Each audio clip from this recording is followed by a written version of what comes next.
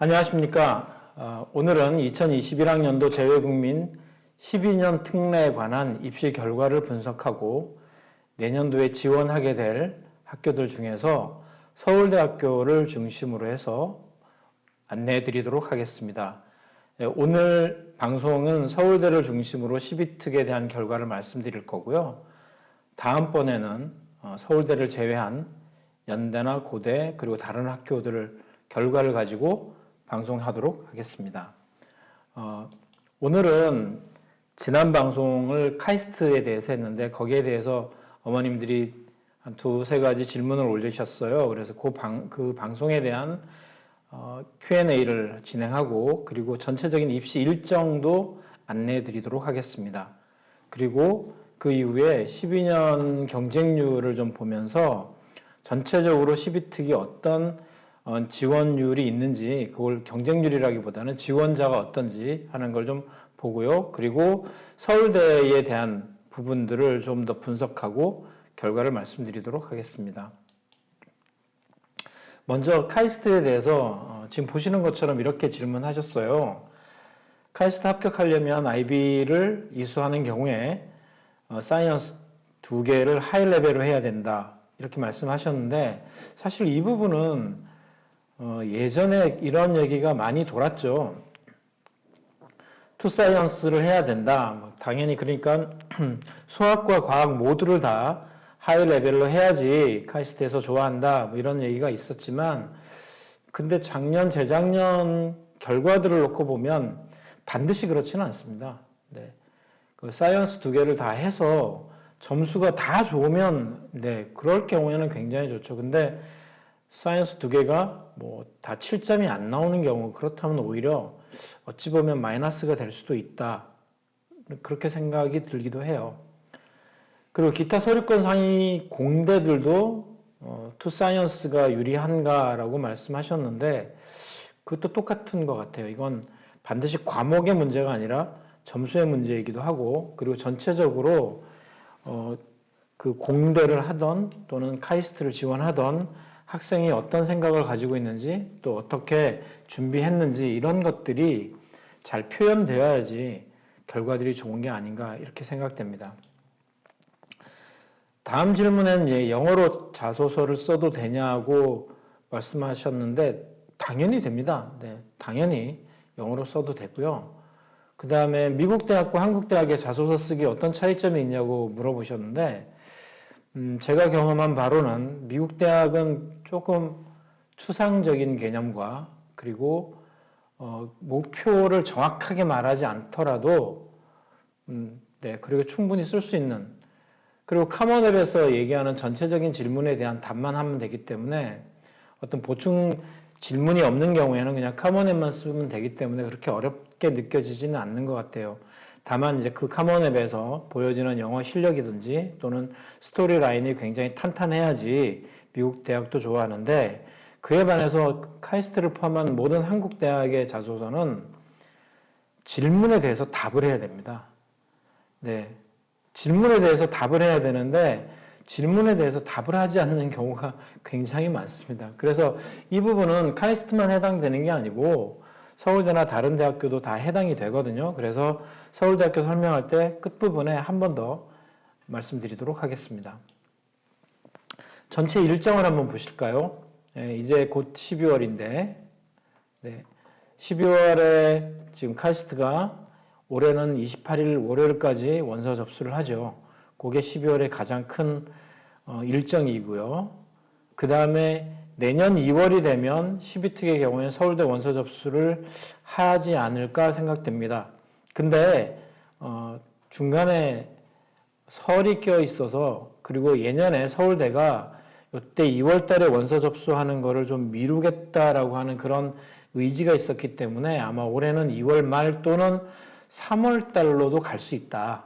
그렇게 보고 있습니다. 더군다나 코로나 상황 때문에 아마 그럴 가능성도 있지 않나. 그러니까 작년보다는 좀 더 딜레이 될 것이다. 그게 올해 추측이고요. 4월 달이 되면 이제 연고대를 포함한 나머지 학교들도 원서 접수를 하는데 성균관대학교가 3월 말쯤에 성균관대학이 원서 접수를 할 수 있습니다. 그리고 4월, 5월이 되면 3특의 경우 특례 입시 요강이 발표되기도 하죠. 그리고 서울대는 4월 달에 합격자 발표를 하는데 아마 일정이 연기되면 조금 더 뒤로 갈 수도 있고요. 사실 서울대 합격자 발표 그 순서에 따라서 연고대가 약간 움직이는 경향, 특히 고려대학교가 입시 일정을 좀 조절하는 경향이 있어서 서울대 원서 접수 일정을 보고 그리고 연고대 입시 일정을 참고하셔서 보시면 되겠습니다. 그리고 6월달이 되면 연고대를 포함한 나머지 학교들이 다 합격자 발표를 해서 9월 학기에 대한 처리가 다 끝나게 되고요. 7월이 되면 이제 특례 원서 접수가 되는데 일반적으로는 7월 첫 주에 원서 접수를 하게 되죠. 근데 작년에는 코로나 때문에 한 주 정도 연기가 되었었습니다. 올해는 아마 정상적으로 진행하지 않을까 그렇게 생각됩니다. 그리고 7월 말 8월 초에는 3특 친구들이 시험을 보게 될 거고요. 12특의 경우에 뭐 경희대처럼 면접을 봐야 되는 친구들은 7월 말 8월 초에 면접을 보게 될 거고요. 그리고 8월 말까지는 합격자 발표가 다 끝납니다. 다만 이 시기에 서울대학교는 7월 달에 원서 접수를 하지만 합격자 발표는 9월, 10월쯤에 조금 늦게, 다른 대학보다 늦게 발표를 하게 될 겁니다. 그리고 연세대학교의 체육 관련된 지원자들은 오히려 더 늦게 실기시험을 보게 되죠. 그래서 결과가 더 늦게 나오게 됩니다. 참고로 12년 전 과정은 추가 합격이 없습니다. 지금 여기 써 있는 추가 합격의 경우는 3특에만 해당이 되는 거고 12특의 경우는 한 개 대학만 제외하고는 한 개 대학만 제외하고는 추가 모집이 없습니다. 12년 전 교육과정은 자격 요건에 대해서 질문들을 많이 하시는데 사실 이 부분은 작년도에 원서 접수 기간 전에 자격 요건에 대한 부분들이 다 통일되었기 때문에 지금은 여유가 별로 없는 것 같아요. 특별히 뭐 1학년 1학기 이수한 부분에 대한 질문들이 많으신데 이 부분은 대학교 입학처에 지금은 문의하시면 국내생 입시 때문에 너무 바빠서 안 되실 거고요. 해가 바뀌고 나서 자격 요건에 대해서는 대학에 직접 문의하시면 좋을 것 같습니다. 그리고 진학 이후에 적응 문제가 사실은 12년 정교육 과정에 있어서는 많이 대두되는 문제이기도 합니다.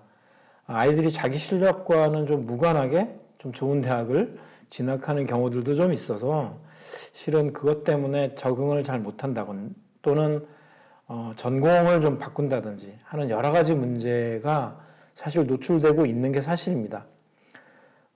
우리가 대부분 아이들이 처음에 대학 어디 들어갔는지에 대해서 궁금해하지 그 다음 그 친구가 학교를 잘 다니고 있는지 이런 거는 별로 안 궁금해 하시잖아요. 그래서 많은 아이들이 12특 아이들의 경우는 이 진학 이후에 적응하는 게 굉장히 문제가 좀 되는 것 같고요. 서류와 관련된 문제는 작년도에 연세대학교, 고려대학교에서 여러 가지 뭐 이런 얘기를 했었습니다. 지금 보시는 것처럼 원본 대조피를 못한 경우에 4번을 우선 제출할 수 있다 하는 그런 얘기들도 했었고 고려대학교의 경우도 지금 보시는 것처럼 이런 조건들을 쭉 내보냈었습니다. 그래서 서류에 대한 부분은 작년도에 코로나 상황 때문에 이런 일을 대학들이 겪었기 때문에 올해에도 원본 제출에 대해서 너무 강하게 이야기하지는 않을 거라고 생각이 들고요. 특히 지금 여기 보시는 것처럼 국내 체류 중인 학생들의 경우에 있어서도 이 부분은 사유서를 충분히 제출하시면 해결이 될 수 있을 거라고 생각합니다.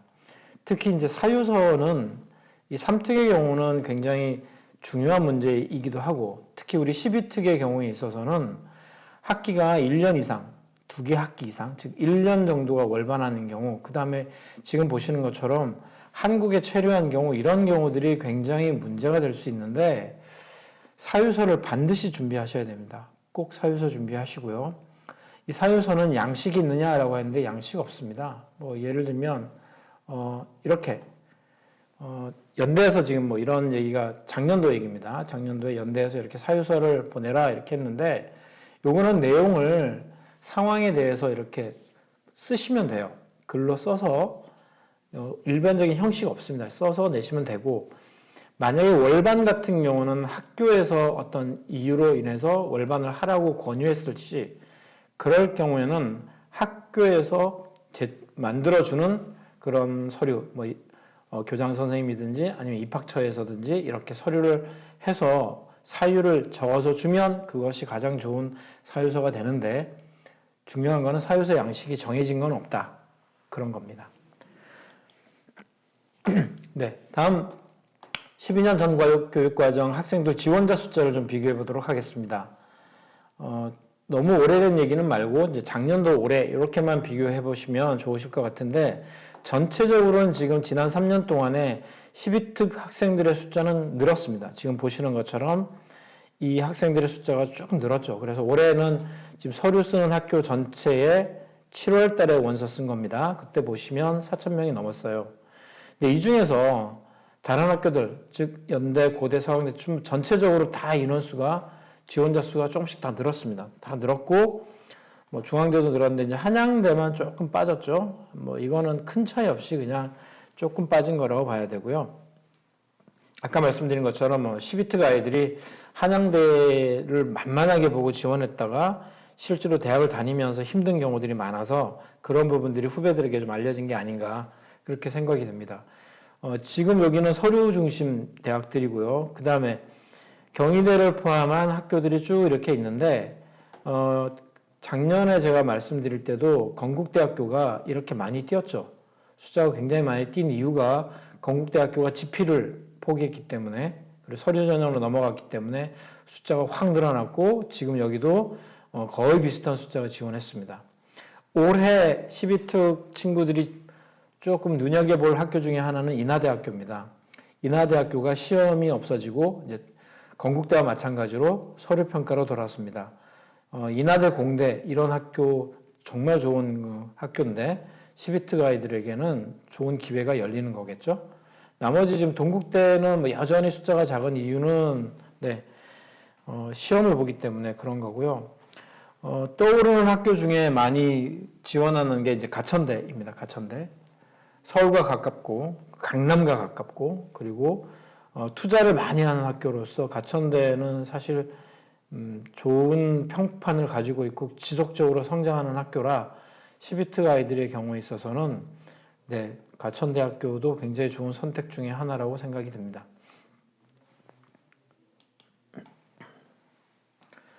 질문에 대해서 12특인데 9월 학기보다 3월 학기에 들어갈까 고민한다고 이렇게 말씀하셨어요. 그래서 9월에 붙어놓고 한 학기 휴학을 하겠다 이렇게 생각하시는 것 같은데, 한 학기 휴학이 가능한 학교는 서울대학교밖에 없습니다. 나머지 사립대학들은 전부 휴학이 불가능합니다. 휴학이 가능한 경우는 군 입대 휴학 또는 질병으로 인해서 큰 수술을 한다든지 하는 질병 입원 이런 경우가 아니면 휴학이 불가능합니다. 그래서 지금 어머님 질문 중에 9월 학기보다 3월 학기에 들어갈까 하는데, 죄송한 말씀이지만 뽑아줘야지 들어가는 거잖아요. 9월 학기에 지원 안 하고 3월 학기에는 충분히 붙겠지라고 생각하신다면 그것도 다시 한번 고려하시라고 권하고 싶습니다. 9월 학기에 어딘가 붙어 놓는 게 제일 좋아요. 9월 학기에 어딘가 이렇게 붙어 놓고 그 다음 3월 학기를 지원하는 걸 권하고 싶습니다.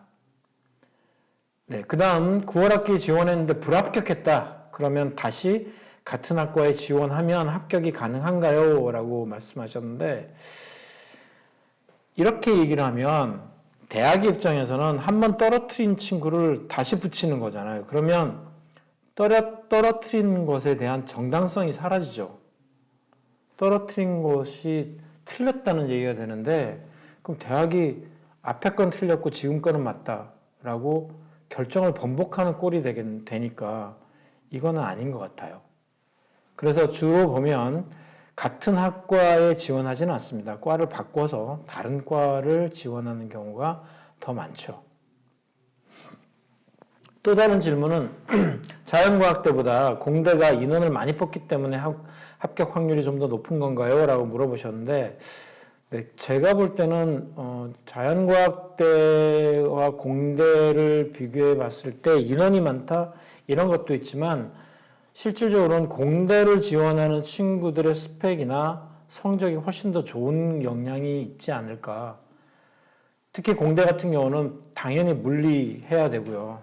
그리고 성적이 공대를 진학해서 따라갈 정도의 성적이 아니라고 한다면 뽑아주지도 않을 거고 학생이 뽑혀서도 고민을 많이 할 것 같아요. 그래서 이 부분은 인원에 대한 부분이라기보다는 성적에 대한 부분이 아닐까라고 생각합니다. 네. 이과를 지원할 때 미리 준비할 필수 사항이 뭐냐? 뭐 제가 보기에는 물리예요. 이거는 저학년 학생들도 그렇고 지금 학생들이 선택할 때도 이과를 선택할 때 특히 공대를 선택할 때는 물리가 굉장히 중요한 변수가 될 것 같고요. 그리고 이과에 물리가 필요 없는 나머지 학과들, 생명공학 쪽이든지 또는 생명과학과 이런 쪽에서는 물리가 필요 없긴 하겠지만 해당 과목들에 대한 우수성들이 좀 표현돼야 되지 않겠나 생각합니다. 그 다음 토픽에 대한 부분 질문들 많이 하시는데 토픽은 올해는 의대를 지원하는 경우가 의대나 간호대를 지원하는 경우가 아니라고 하면 토픽은 사전 제출해야 될 그런 서류는 아닌 것 같아요. 더군다나 지금 토픽의 경우는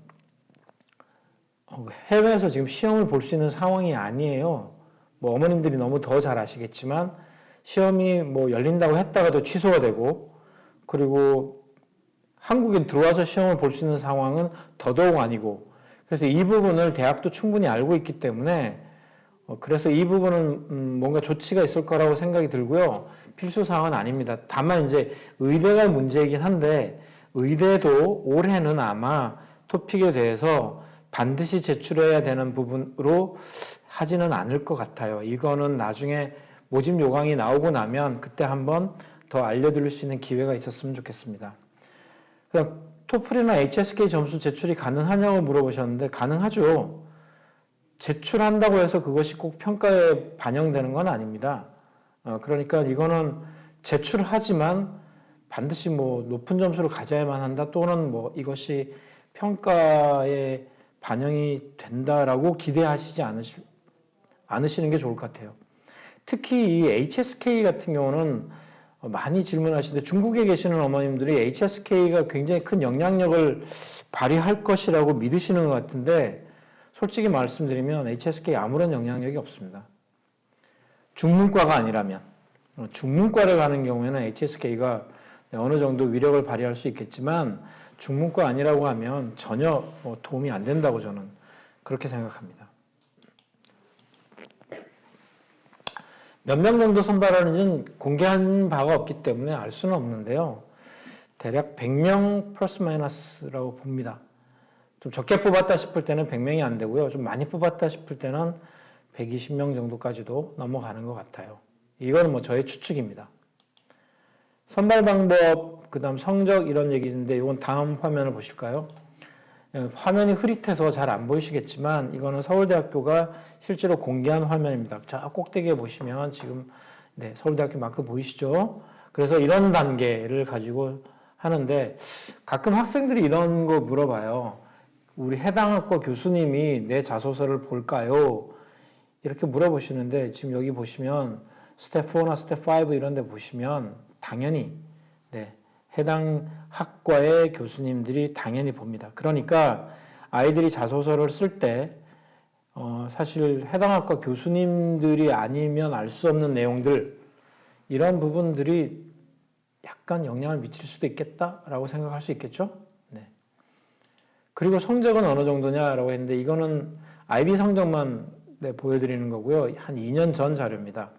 2년 전 자료라서 참고하시면 되겠습니다. 근데 프레딕티드 스코어하고 파이널 스코어하고의 이런 차이가 점수가 2점 정도 차이, 2점 이상 차이가 나는데 이런 부분 때문에 점점 서울대 입장에서는 이 성적에, IB 성적에 대해서 프레딕티드 스코어를 100% 신뢰하지는 않는 것 같아요. 특히 IB에 있어서는. 나머지 AP나 다른 과목에 대해서는 만들어진 성적들을 좋아하는 것 같고요. 앞으로 받을 것이다. 이것도 IB 프레딕티드 성적하고 동일하게 취급하는 것 같습니다. 합격 사례를 잠깐 보실까요?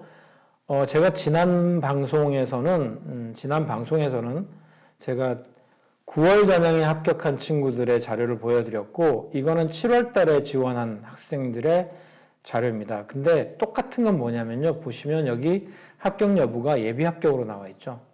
예비 합격. 이게 올해 바뀐 부분이라고 말씀드렸습니다. 서울대학교가 이전에는 조건부 합격이라고 하는 얘기를 했었는데 조건부 합격이라는 거 없어졌고요. 왜냐하면 IB 성적에 있어서 이렇게 파이널 시험을 보지 않다 보니까 파이널 성적에 대한 어떤 신뢰도 이런 부분 때문에 예비 합격으로 바꾼 것 같아요. AP도 온라인 시험으로 인해서 온라인 성적들이 이렇게 생각보다 굉장히 좋지 않게 나왔다는 것 대학들도 알고 있어서 그래서 예비 합격으로 했고요. 예비 합격으로 내놓은 상태에서 해당 서류를 검토한 다음에 최종 합격자를 선발해서 발표했습니다. 즉 서류가 변조되었다든지 또는 신뢰할 수 없는 서류라든지 이런 경우의 친구들은 이제 합격하지 못한 거였죠. 이 친구도 지금 마찬가지입니다. 7월 달에 지원해서 똑같은 날 이렇게 합격자 발표를 받았죠. 물론 이 친구들은 전부 다 최종 합격했습니다. 자, 그렇다면 서울대는 지금 이제 방송을 들으시는 고3 어머님들 또는 예비 고3 어머님들 뭐 이렇게 계실 텐데 특히 고3 어머님들 같은 경우는 이제 뭐 몇 달 안 남았는데 뭐 달라질 게 있겠냐, 그리고 뭐가 바뀌겠냐, 이미 뽑힐 애들은 다 결정된 것 아니냐라고 생각하실 수 있을 것 같아요. 네. 그래서 합격의 제일 중요한 요소가 뭐냐? 뭐 그렇게 얘기하시면 당연히 내신입니다. 당연히 내신인데 지금 제가 GPA 그 다음에 IB 또는 A레벨 이런 얘기를 써놨는데 AP는 내신 성적은 아니에요. AP 학교들은 GPA를 따로 내잖아요. 그러니까 GPA가 기준이 되는 거고요. IB 학교에 있어서도 IB 성적 외에 학교 GPA를 따로 내는 학교라고 한다면 그 경우는 GPA가 가장 중요한 요소가 될 겁니다. 근데 이것 외에 또 다르게 작용하는 게 바로 활동과 자기소개서예요.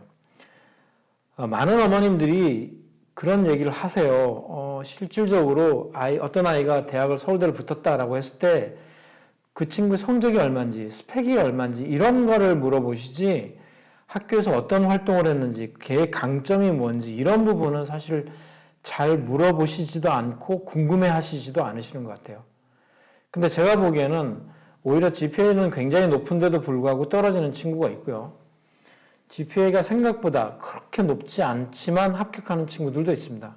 그런 부분들은 바로 학교에서 어떻게 활동을 했는지 그것을 어떻게 잘 풀어냈는지 하는 그런 부분에서 차이를 만들어낸다고 생각합니다. 그래서 가끔 어머님들이 내신을 보완할 수 있는 다른 성적이 없느냐, 대표적인 게 이제 SAT가 될 수 있을 것 같고요. 또는 AP의 여러 과목 이런 것도 될 수 있을 텐데 보완제라고 보지는 않습니다. 성적이 나쁜 거를 SAT나 AP가 있음으로 인해서 뭔가 플러스가 된다, 이건 아닌 것 같아요. 그건 아닌 것 같고 그 GPA에 맞는 또는 IB 성적에 맞는 그 정도 수준이면 오케이인 것 같아요. 근데 이게 또 12특에 있어서 서울대와 또 다른 대학 다르고요. 3특에 있어서는 또 전혀 좀 다른 요소입니다. 지금은 12특 서울대에 대한 얘기만 하기 때문에 12특 서울대의 경우라고 한다면 이런 위에 두 가지 GPA나 활동 자기소개서 이 정도 수준에서 결정이 된다라고 생각이 좀 됩니다. 그래서 자기소개서를 쓸 때 서울대학교의 경우는 지금 3문제를 4,000바이트 정도를 써야 되는데 본인이 가장 자신 있는 언어를 쓰는 게 가장 좋습니다. 한국어가 됐던 영어가 됐던 아까 맨 처음에 말씀드린 것처럼 가장 자신 있는 언어로 얘기를 풀어나가는 게 가장 좋고요. 다만 안타까운 것은 아이들이 미국 대학 쓰듯이 써요. 미국 대학 쓰듯이 쓰다 보면 영어로 그렇게 쓰면 대학이 원하는 그런 답이 나오진 않는 것 같아요. 그러니까 서울대에서 말하는 3가지 질문, 그 질문에 대해서 풀어내서 정답을 정답이라고 그러기보다는 대학이 원하는 답을 제시해 주는 게 가장 좋은 방법이라고 생각이 됩니다. 그 두 번째, 이 서울대가 원하는 인재가 무엇인가에 대해서 좀 고민을 해야 될 것 같아요. 많은 친구들이 자기소개서 쓸 때 자기 자랑을 굉장히 많이 합니다. 자기 성적이 어떻고 스펙은 어떻고 뭐 자기는 이걸 해봤고 저걸 해봤고. 근데 결론적으로 서울대가 왜 12특 아이들을 뽑는가에 대한 궁극적인 질문들에 대해서는 답을 모르는 것 같아요. 그냥 쉽게 그냥 나 잘났으니까 죄송합니다. 난 정말 괜찮으니까 그러니까 서울대가 나를 뽑아야 되는 거 아니야 라고 생각하는 경우도 굉장히 많은 것 같아요. 그거는 아닙니다. 그거는 아니고요. 서울대가 원하는 어떤 인재, 정말 그런 인재를 좀 무엇인가 거기에 대해서 고민하고 이렇게 답을 좀 써주는 게 좋을 것 같아요. 그래서 1번, 특히 서울대학교 1번 문제가, 그리고 서울대학교 자기소개서 한국어로 된 거 없냐고 물어보시는데, 한국어로 된 거 없습니다. 그냥 영어로 된 게 그게 하나예요. 그 영어로 된 그 질문에서 1번 문제를 보시면, 여러 가지를 질문하고 있는데, 그 질문에 대한 답을 다 안 하는 거예요. 그래서 더 고민이 생기고 어려움이 있는 거죠. 네, 서울대학교에 대해서는 좀 빠르게 말씀드렸습니다. 지금 말씀드린 부분에 대해서 좀 더 궁금한 점이 있으시면 지금 보여드리는 위챗 아이디나 카톡 아이디로 이렇게 질문해 주시면 저희가 다음 방송 때 좀 더 보완해서 아니면 질문에 대한 답을 이렇게 해드리도록 하겠습니다. 사실은 오늘은 서울대만 살짝 말씀드렸는데 다음 방송에서는 연대와 고대 그리고 연고대를 중심으로 풀어나가면서 또 할 수 있는 우리 12특 학생들이 준비할 수 있는 이런 부분에 대해서 또 다시 말씀드리도록 하겠습니다. 다음 주에 뵙겠습니다. 감사합니다.